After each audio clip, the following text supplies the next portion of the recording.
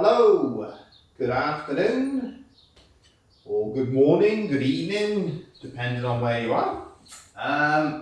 Welcome to our family workshop. As you can see, we're all ready to go. I will just check that everything's working as it should do. Oh, that was helpful. Pause it. Right, that all seems to be fine.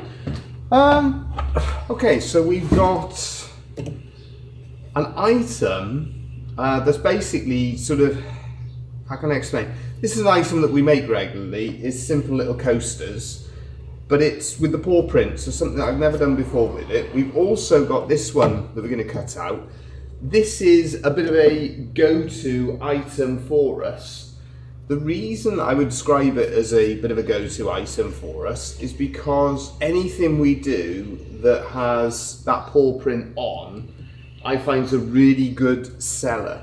So a big part of what we do on the channel really is giving out ideas, suggestions, thoughts for what might be useful and what might hopefully, give you ideas for what you could develop and design, use as a basis for making your own products and selling your own items. So we're going to demonstrate cutting this one out. Some of the different things then in terms of the setup. On our scroll saw then, we have, easy to show you that, we got that plate. What we do with that plate, that's removable. I know that's not possible on all scroll saws, but it's quite useful when you're doing the pierce work because you can allow that to, the block that you're cutting out, you can allow that to drop down the gap, which means that it can be kept nice and clear then when you're cutting out. So that's for doing the pierce work, and then what we would do, we would just basically cut the surrounds, and that gives us our 3 items. This as well, the stack cutting, a method we've shared and demonstrated on many occasions, and that's basically how we can compete then with more mass production techniques. By using that technique, see, we can cut it all out and you can get several items from your one cut on the scroll saw. I can see a few that have joined us there. If one of you could put a comment in the comment section, it would be appreciated, so I know that I am getting comments, because so far I've had nothing through. So if there's anybody there, just put a little comment on there, just so I know that the comment section is working as it should do. Because I know in the past I have had a situation where it's not working correctly. And I shall put the mask on and I shall start cutting out.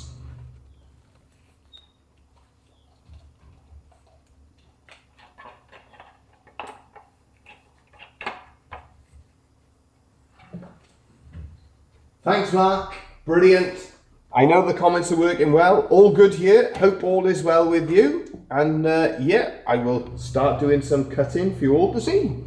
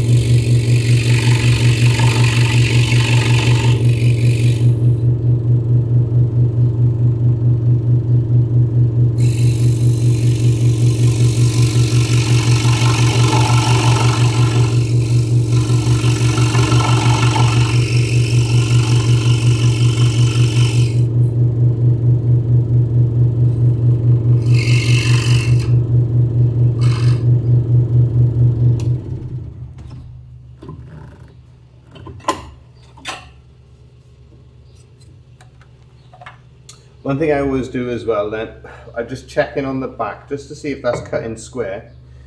It is indeed. And what I'm going to do, I think it's basically, where I was having a few little issues there is because I'm not sitting quite square on. So I just move myself across and I can see better then. Getting square on allows me to cut straighter. The wood then that we're cutting in, we've got 3 pieces of mahogany stacked together. So that then allows us, to cut out those 3 layers at the same time. I've just noticed actually, that drill hole has not gone right through there, so that's going to cause me a problem. There we are. That drill hole there, I haven't managed to drill it right through, so I can do all of the other pierce work, but I'll have to come back to that afterwards to finish that off. Right, let's continue with what we're doing. So it's that simple process as always. Feed that blade in, get the tension on, mask on, and away we go.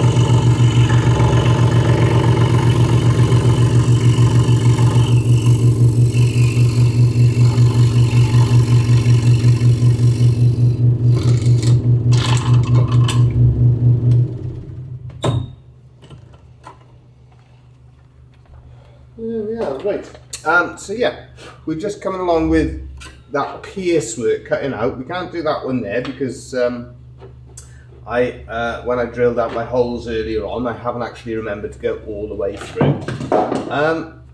As we're going along, just a few thoughts. You know, anyone who's starting out with scroll sawing, or depending on what sort of level and experience you've got, that's blade. So we're working here with the Nikwa number 9 reverse tooth blade, and that's my sort of preferred choice when it comes to the blade. I think if you're in the US, it's the same blade as the Flying Dutchman number 9 reverse tooth blade.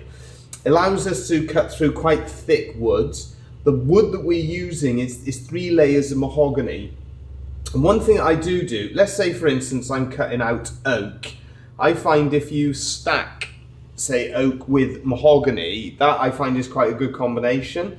So if you're stacking, say, 2 layers of oak, then you can start having a few issues where the blade is burning a little bit more.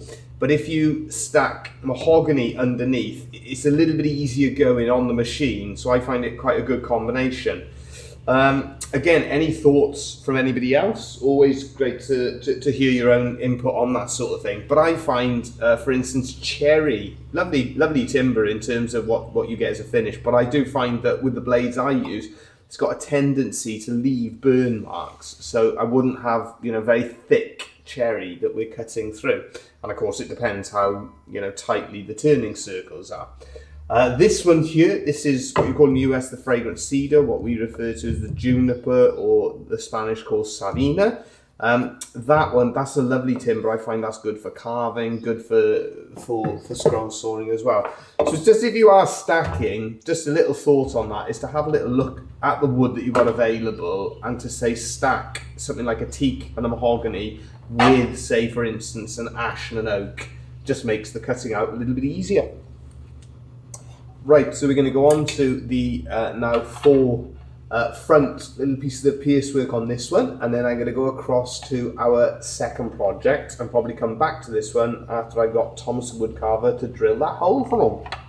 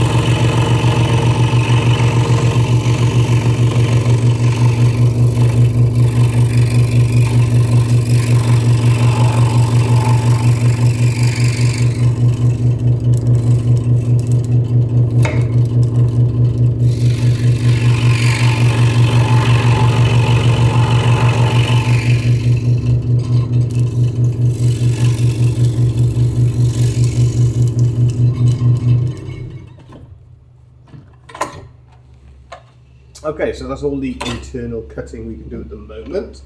There's a little piece of wood that's just stayed on the blade, so we get rid of that so it doesn't cause any problems with the cutting out later on. And we get our second simple little project that we can cut to the finish, because I've remembered to cut out all the pierce work holes. One thing that came to mind as well, hopefully this comes across as we're cutting out, I use those lines, you know, they're guidelines, and you will notice that I improvise a little. So where I've drawn that, you know, I felt the one little bit long where I'd drawn it there, and we use that as a rough guide, but remember, they're guidelines, and if you can sort of improvise and just adapt the shape and improve it as you go along, all the better for it. I bought Olsen double reverse from Amazon the other day. I'm not sure what wood I'm using, as I try to use whatever I get given. Yeah, fantastic way of doing it. Olsen blades, yeah, I've never actually used them myself, but I'm sure, I think, you know, they're quite widely used. Be interesting to know how you get on with it, because we're always trying different types of blades. So we use the reverse tooth ones. There's a Pebeco.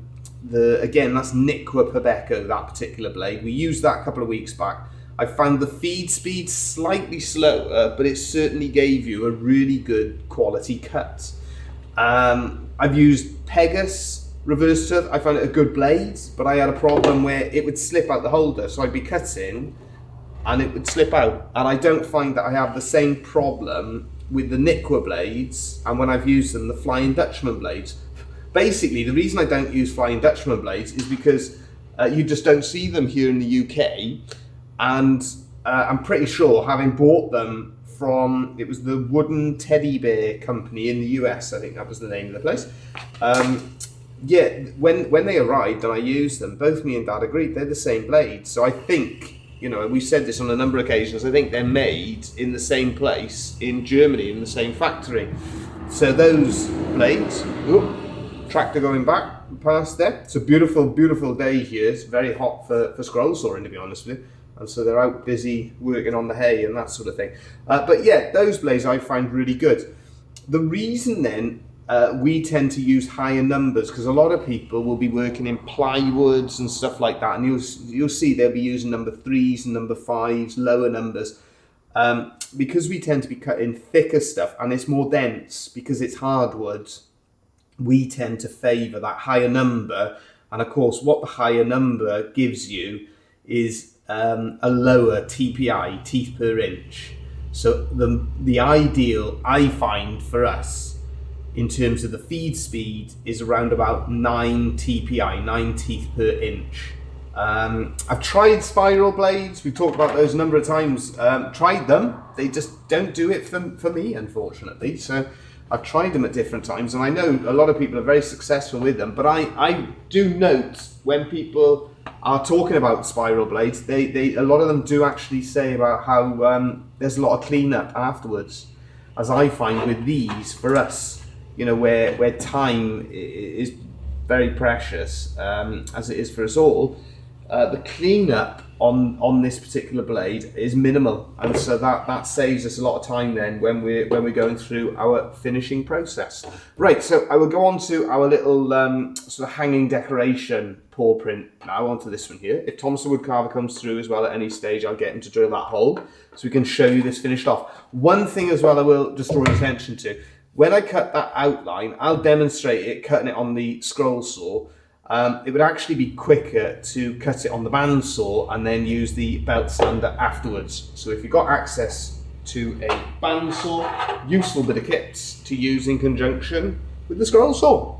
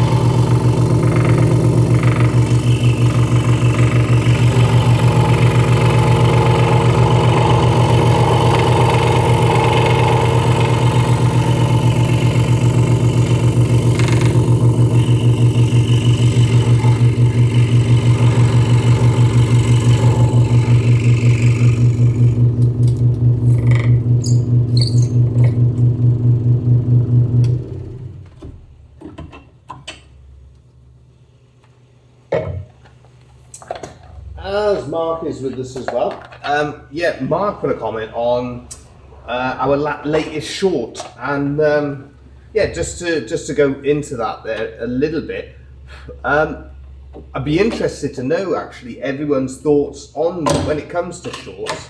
Basically, what I've done with our channel, I did think at different times maybe we'd set up an entirely separate sort of channel. But basically, the way I'm sort of approaching shorts, you know, and adding that into the channel, it's sort of a little extra, and I in a way I sort of feel it caters to a different type of audience. I don't sort of make the shorts. I just make them as a bit of fun, a little bit of a throwaway video in some ways. I don't think you can sort of see as much in the same way. I mean, in many ways, my preferred thing is sort of the live streams and the longer format videos, because it allows us to sort of interact with yourselves a little bit more.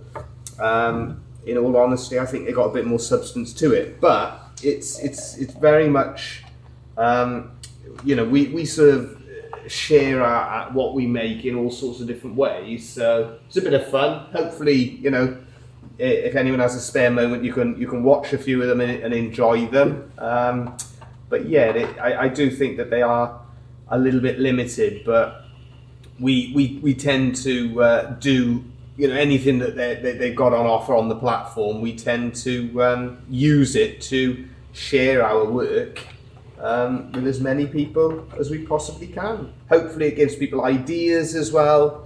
But yeah, any feedback on it, we'd be quite appreciative of.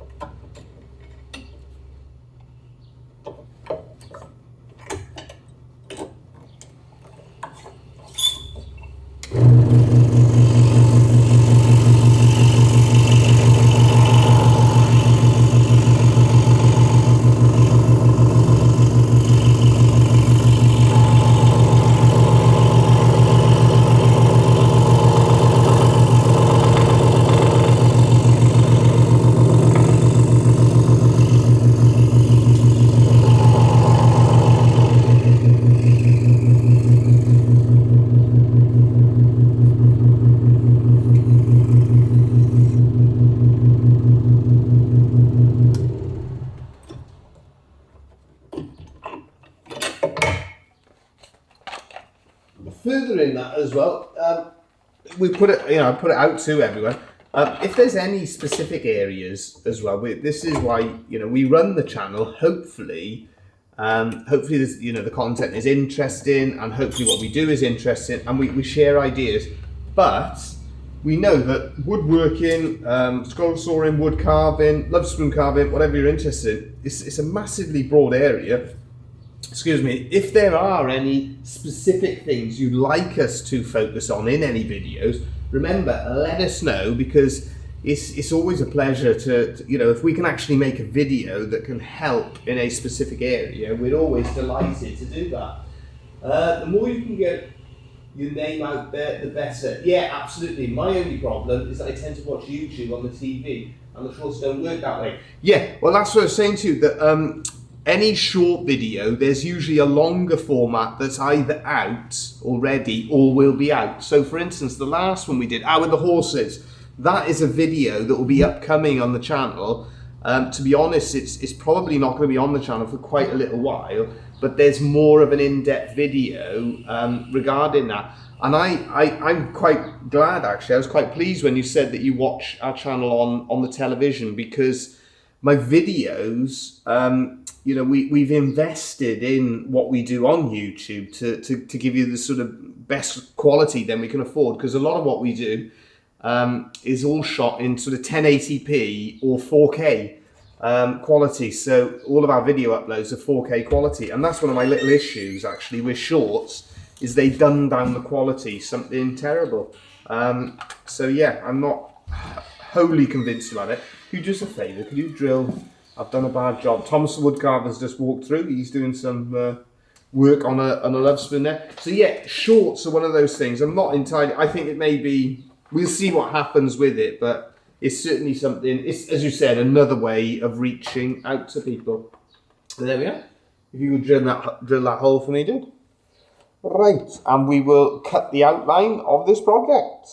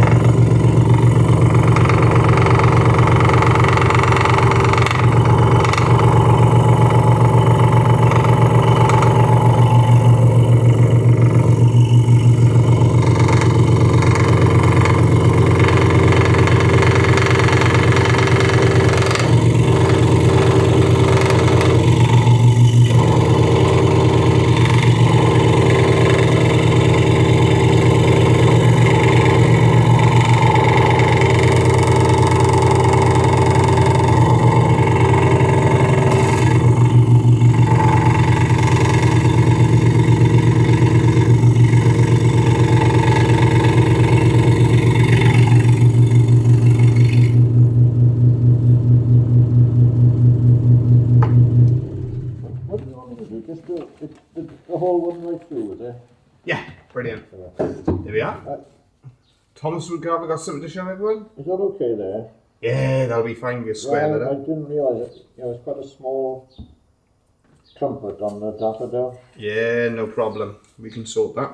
Okay. You know when it's hot in the workshop, and that is when Thomas the Woodcarver turns up wearing his shorts. So there we are. It's quite something. It is. It's probably internationally renowned as an occasion. Yeah. Like the International Eisteddfod, it's one of the great events in Wales. Now, I got a question for you.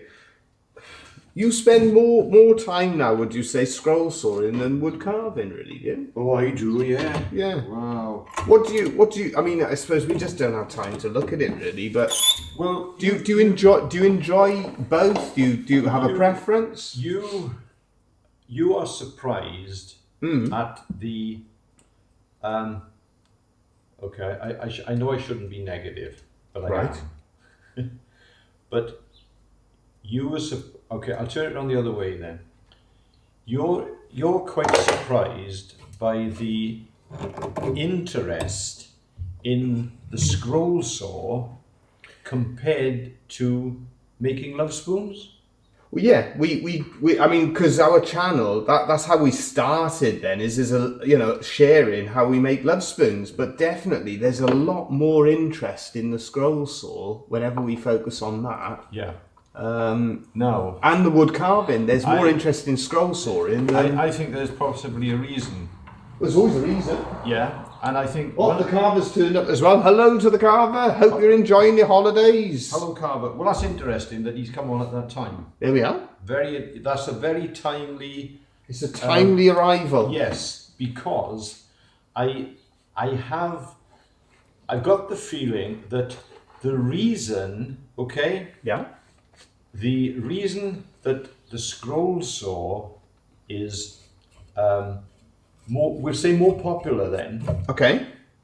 I think it's more popular than carving. I would say, yeah, there's more people scroll sawing than wood carving. And the reason is because, well, I'm only guessing. It was always the same with wood turning though, wasn't it? Wood turning was popular. A lot more popular than wood carving. I just wonder, is it because the physical demands of carving compared to the physical demands on the scroll saw?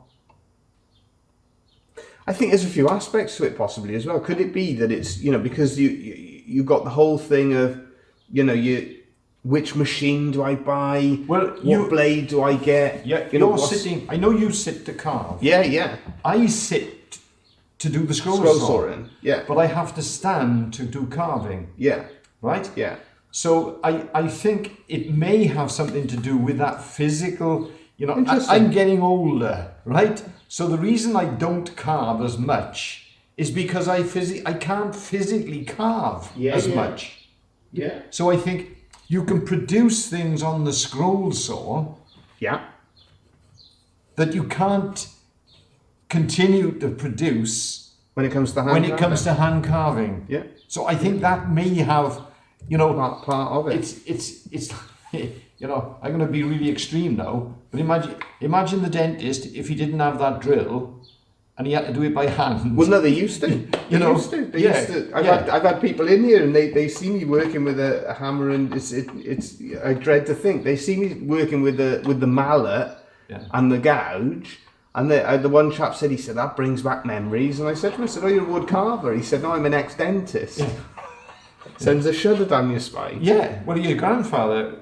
My great-grandfather, we had his sort of machine and all the rest of it, primitive machine. A dentist in the First World War, he was.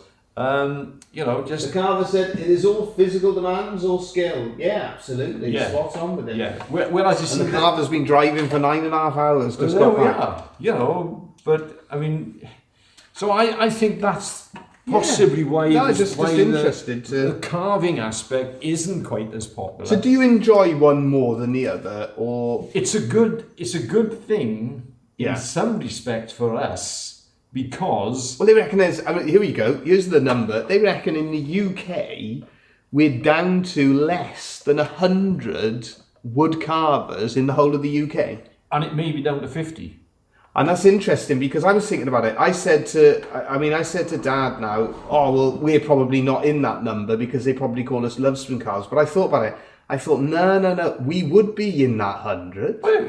We would be in that 100 because how would they work that out? That will be people registering their taxes, and both of us would be registered as wood carvers. Yeah. So we're two of them. Yeah.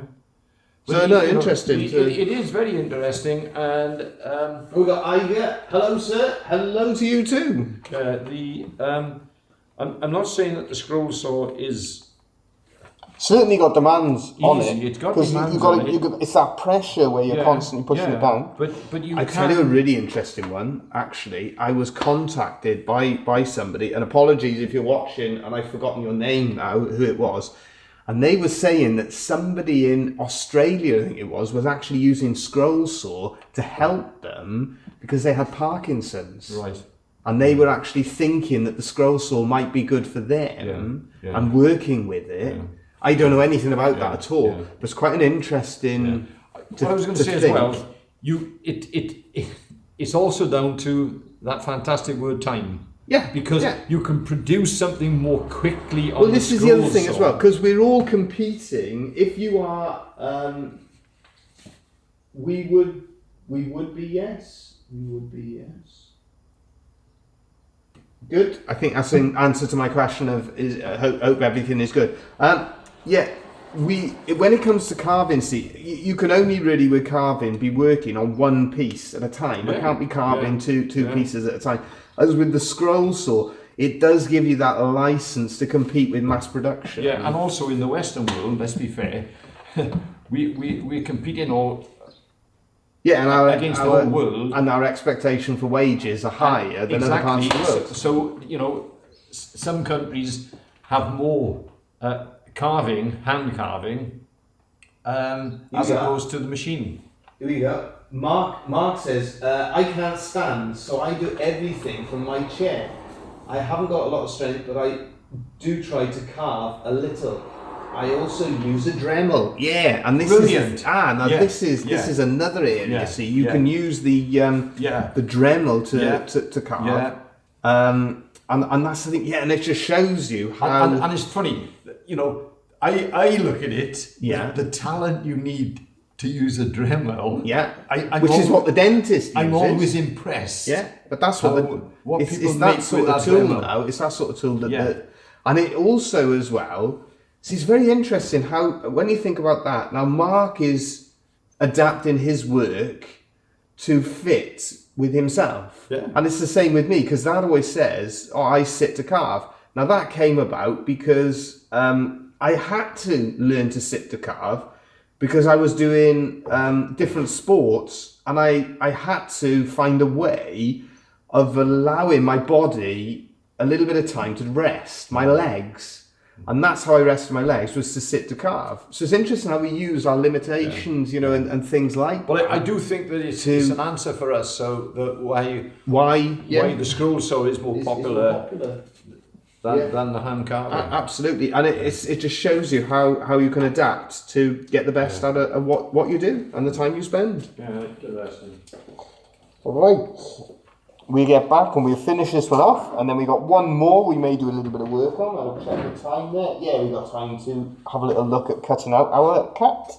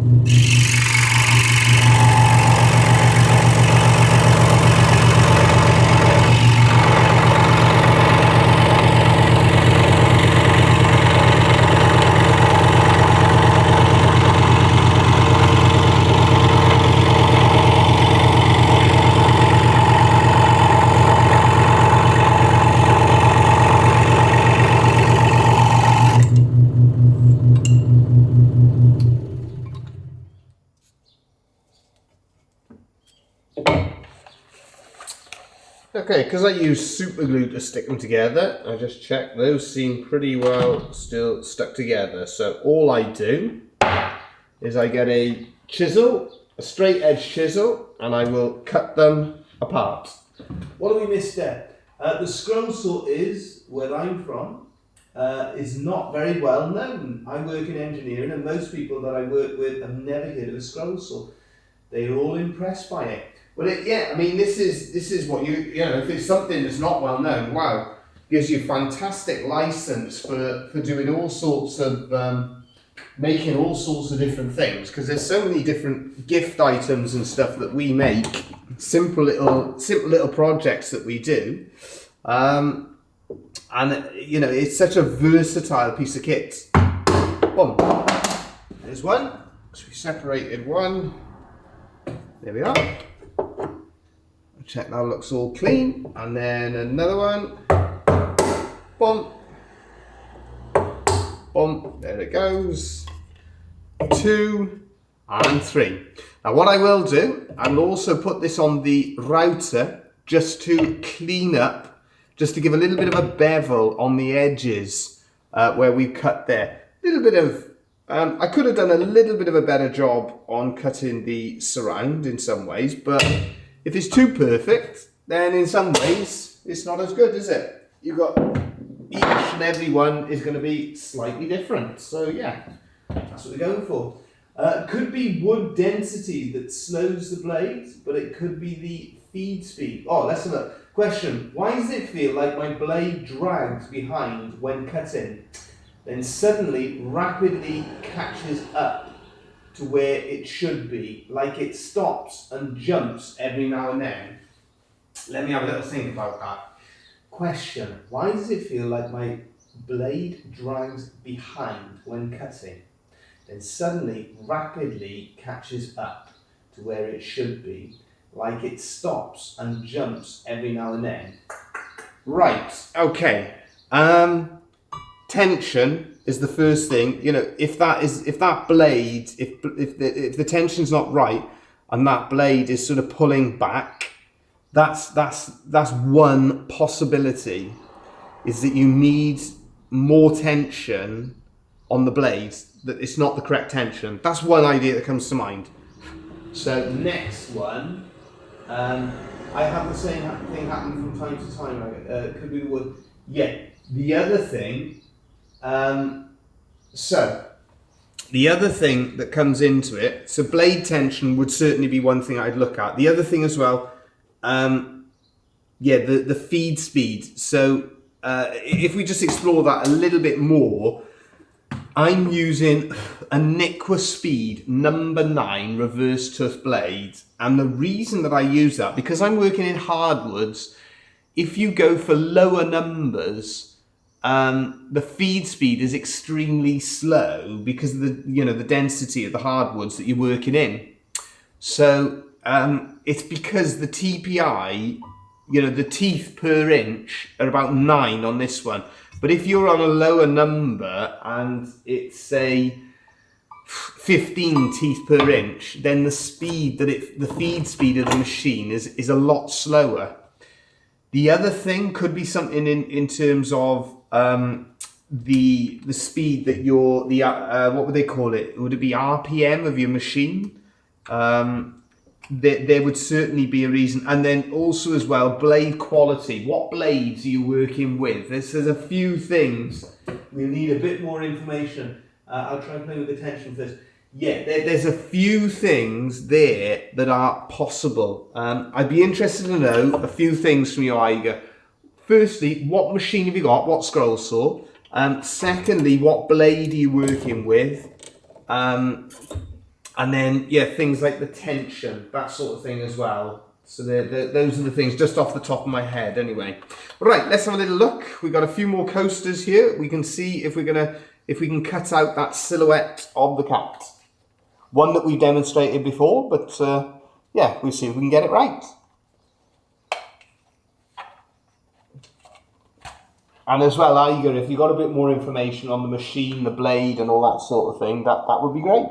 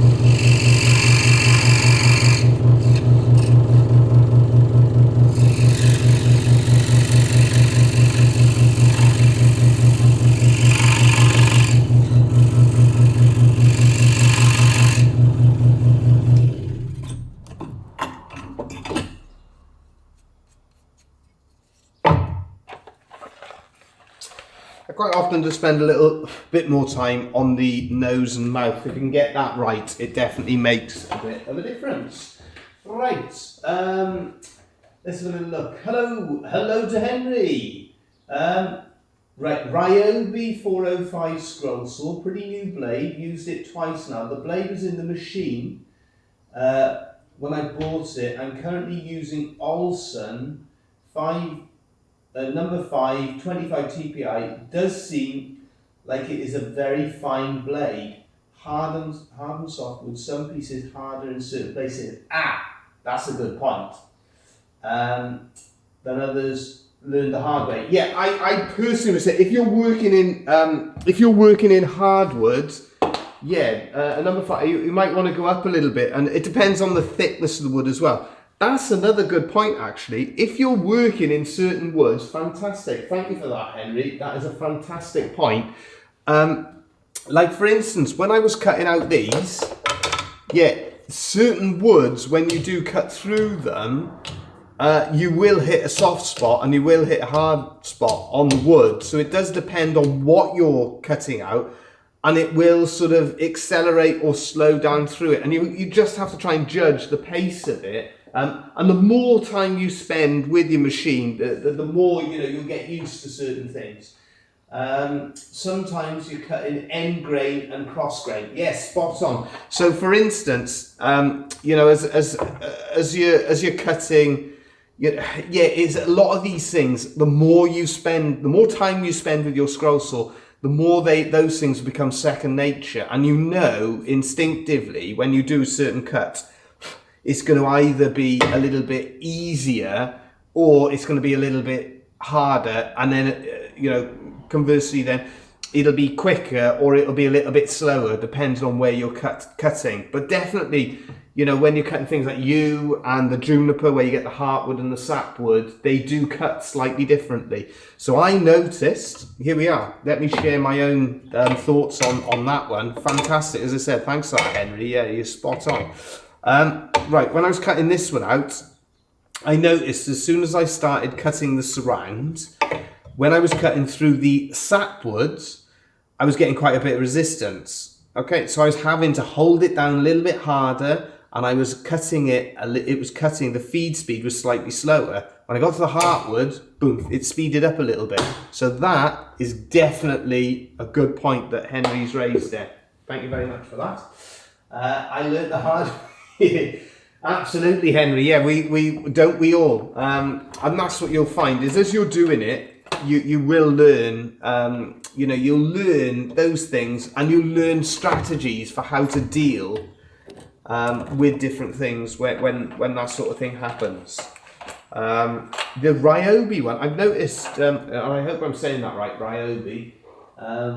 Poplar is real bad about that, and oak. Yeah, absolutely. The oak we're using tends to be quite consistent because it's all the more it's the denser part of the oak. So for instance, you can see a piece there marked out, and it's the sapwoods with the oak, you can see on that has actually gone, so it's all marking out on that one there.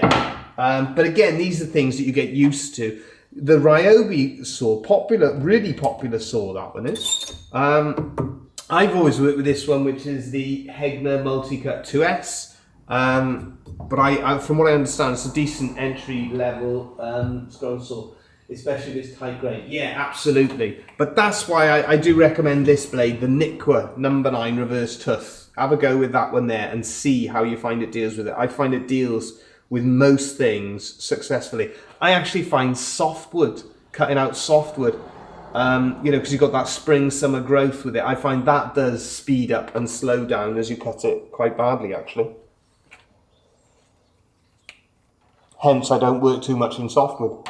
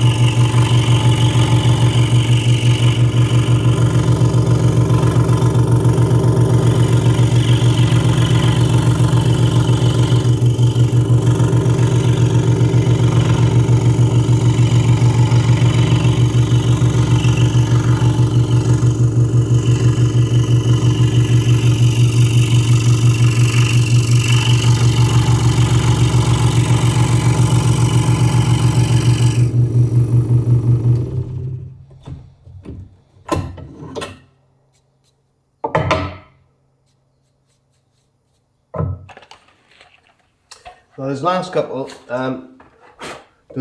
of cuts that I was demonstrating there, good examples for how improvising. So I know we've gone a little bit further in there than I probably ideally would like, but we've improvised that cut there, and we've also improvised that cut there. Makes life a lot easier for us. So it just shows you how, if you're, a bit religious in terms of sticking to the line, sometimes it can make it a lot easier if you just make your own guideline, and use that as a rough guide. What we must do? Thank you for the advice and tips. No, you're very welcome. Absolutely, hope it helps. Haven't seen anything in the chat. Yeah, no, absolutely. Fantastic, Henry. Yeah, some great ideas. Hello, Hoshi, as well. Hope all is well with yourself. Yes, you have. I was asking why my cutting speed was irregular, almost stuck, and then rapidly jumps back to where it should be when cutting. There definitely sounds like there's something going on there, Ida, that isn't quite as it should be. You will notice a little bit, as I said, possibly if you're cutting something like poplar, depends on what you're cutting, but it shouldn't be, you should have a slightly more consistent cut than that. That sounds quite a little bit too extreme. But I would suggest it'll just take you a little bit of time just to get used to that. and but in given time, you know, you will get used to it.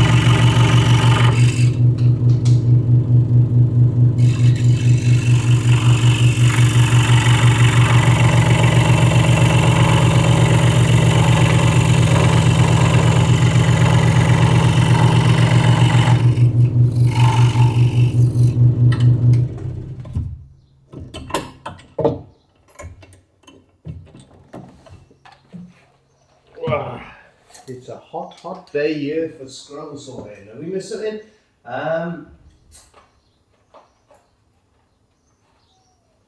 Something there. You may have to slow yourself down and take it a little easier. Yeah, good advice. I think it sounds like a technical thing. Nice that might be the problem. Only other thing I can think of is bad run of blades. Yeah, possible. You do get the odd dodgy. You do get the odd dodgy run of blades, especially if it came with the machine. But I do run it at half speed. I do cut much slower than Thomas as well. I basically ours is not variable speed; it's single speed. So just crank it up to as fast as it goes and go from there.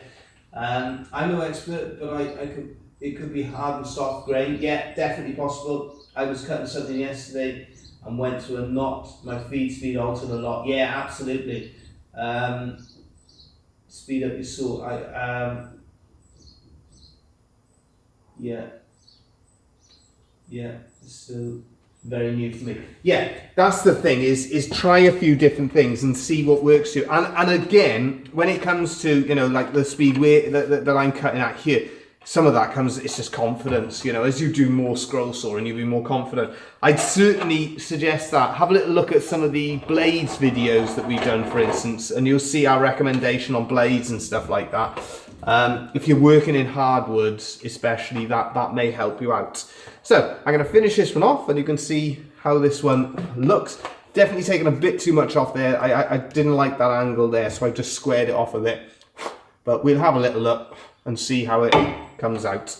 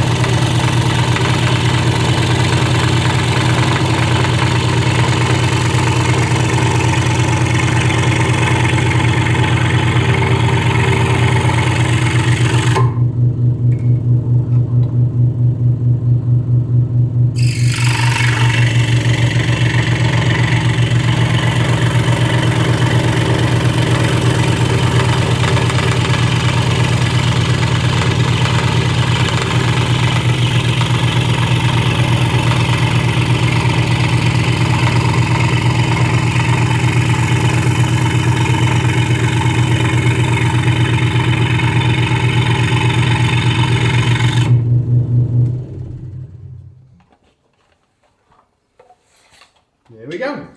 Right, so let's get a chisel and a mallet again, and we just separate these three out.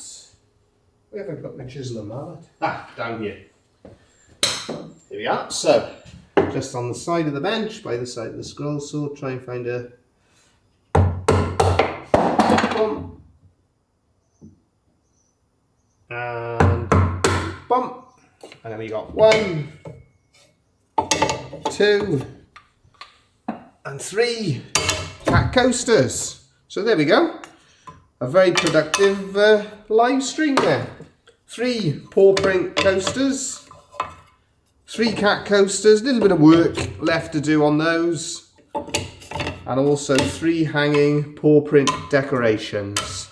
Hopefully that's been useful. Thanks for all the contributions, thanks for the comments. Any other questions as well, any follow-up things on the stuff that's been discussed, let us know. Thank you as well to thanks to you all. There's some good pointers there. especially on Eiger getting started. And all I would say, I'll put the camera on myself to finish off. Let's have a little look here. Let's just turn that camera, hopefully. Oh, how can we do that?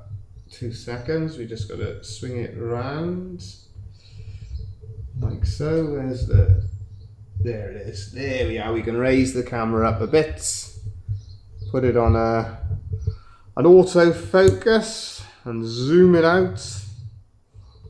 There we are. Right, hopefully I'm in shot. Yeah, all I would say, I'll clean my eyes a little bit. I'm a bit sunburned because we've actually had some decent weather for a change. I'm just looking, am I going to be in shot? It's a bit of a wonky shot, apologies for that. Yeah, all I would say for yourself, Eiger, is enjoy it. It's a fantastic bit of kit to work with. It's a fantastic process. And the scroll saw is so versatile. There's so many things, so many different ideas. You know, we make everything from that's candle stands, little bits of jewelry, pin badges, that sort of thing. On the subject of candles as well, somebody was saying to me, please don't make wooden candle holders. I tell you what we use now, we use LED lights, so there's no fire risk with them. And even if it is, candles, you shouldn't really leave them unattended would be my advice. But yeah, get going with it. That problem where you're having the blades sort of speeding up, slowing down, quite possibly the grain, getting used to the machine as well, and getting the right blade in there. Try all those different things. Try and play a little bit with the tension. Crank the speed up to the maximum. That may make a difference as well. And just enjoy it. But thanks for joining us. Any questions, get them into our other uploads. Hope you all have a great week. And we'll be back next Monday, all going well. But thank you all. Hope you have a good week.